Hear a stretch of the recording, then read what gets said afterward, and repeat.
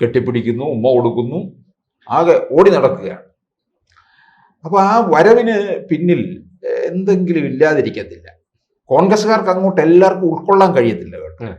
അത് നമുക്കറിയാവുന്നല്ലേ. 2000 അത്ര പഥ്യമല്ല. അല്ല, 2009 തരൂര് മത്സരിക്കാൻ വന്നപ്പോഴും കോൺഗ്രസ്സുകാരങ്ങോട്ട് മുഴുവനായിട്ട് അംഗീകരിച്ചില്ല.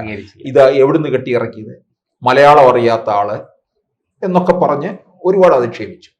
14 അങ്ങനെയൊക്കെ ഉണ്ടായി, 19 ഉണ്ടായി, 24 ഉണ്ടായി. പക്ഷെ ഇതെത്ര പറഞ്ഞിട്ടും അതിജീവിച്ചു പോയി.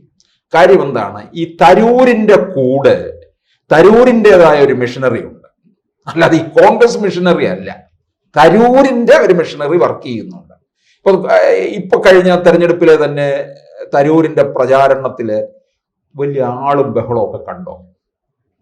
കണ്ടില്ല. ആ ഏതോ ഒരു ഭാഗത്തൊക്കെ ചെന്നപ്പോ ഈ തേര് മാത്രം ഇങ്ങനെ പോവുകയാണ്, തരൂരും ഉണ്ട്, വേറെ 2 പേരും ഉണ്ട്. പക്ഷെ തരൂരിന്റെ ഒരു മിഷനറി അല്ലാതെ പ്രവർത്തിച്ചുകൊണ്ടിരുന്നു എന്നുള്ളതാണ്. അവസാനം വന്നപ്പോഴും 15,000 വോട്ടിന് കയറി വിജയിച്ചില്ലേ? അത് തരൂരിന്റെ വേറൊരു ചില കാര്യങ്ങളൊക്കെ, ഇടപാടുകളും കാര്യങ്ങളും ഒക്കെ ഉണ്ട് അതിന്റെ പിന്നിൽ എന്നുള്ളതാണ്. അതാണ് ആ വിജയം.